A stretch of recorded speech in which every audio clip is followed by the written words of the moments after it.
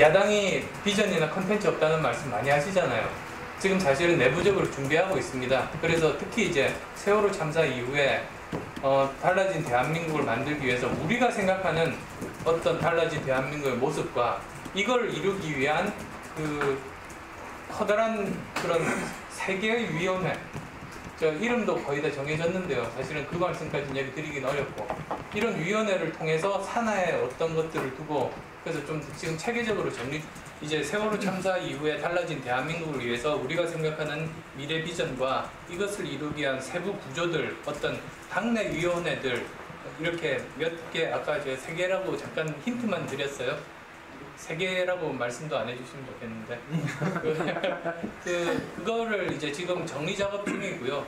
거기에 이제 기존에 이제 하부 위원회들 중에서 이미 있는 뭐 예를 들면 을지로위원회라든지도 거기에 이제 속하는 좀 더 큰 그림을 지금 그리고 있고, 근데 이거를 과연 이번에 설명을 해드릴 건지 아니면 오히려 이거는 진정성을 가지고 저희들이 접근하는 건데 자칫하면 또 선거용으로 오해받을 수도 있는데 그건 바라지 않거든요.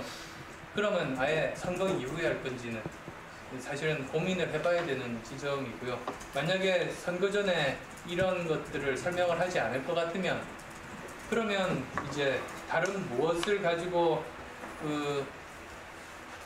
저희들이 그냥 비판만 하는 세력이 아니라 실제로 믿을 만한 그런 세력인지를 설득 가능할 건지 거기에 대해서는 아직 결론이 못 났다는 점, 그 정도만 관련해서는 그렇게 하는 것이 바로 그 진상조사, 국조특위 그 진척 부분 아니겠습니까? 아니요, 저희들은 더 크게 봐요.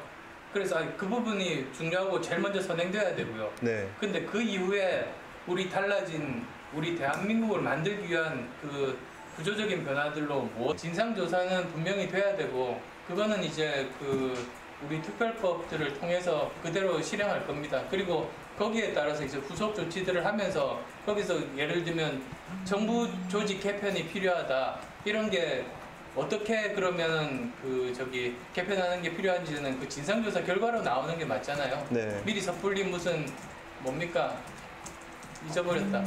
무슨 처가 필요하다고 미리 말했잖아요. 국가안전처인가요? 네. 근데 그거는 지금 말할 순서는 아니죠. 근데 그게 아니라 기본적으로 인간 중심의 경제 구조를 만들기 위해서는 어떻게 할 건지, 그리고 정말로 정의로운 사회를 만들기 위해서는 또 어떻게 할 건지, 그런 여러 가지 논의들이 있지 않습니까? 그런 것들은 이미 진상조사 이전에 커다란 우리가 나아갈 방향에 대해서는 저는 공감대가 있다고 봐요. 그런 방향들에 대해서 우리가 하자는 거죠. 근데 그래서 예를 들면 경제민주화 말하다가 그냥 끝났는데 이게 사실은 그거를 통해서 더 큰 그림을 이루려고 했었던 거 아니에요. 토마 피케티가 21세기 자본론에서 이야기한 게 많은 사람들이 공감을 얻는 것 중에 하나가 뭐 여러 가지 해석이 있을 수는 있는데요.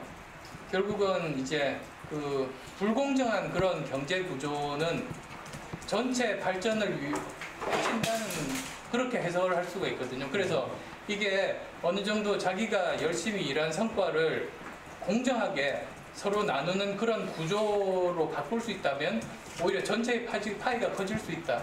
그래서 제가 대선 때도 이야기했었던 것 같은데 공정한 경쟁 구조 내지는 공정한 사회를 만드는 것, 정의로운 사회를 만들면 거기서 우리의 제2의 성장 동력이 나올 수 있다. 우리 모두 다 이렇게 제대로 잘 살아갈 수 있다. 그게 제가 생각했던 그런 쪽의 이야기인데요. 그래서 이미 다 그런 부분들은 나와 있습니다. 그래서 이게 우리가 가고자 하는 커다란 방향에 대한 비전, 그런 부분에 대한 거를 저희들이 설명드리겠다는 말씀입니다.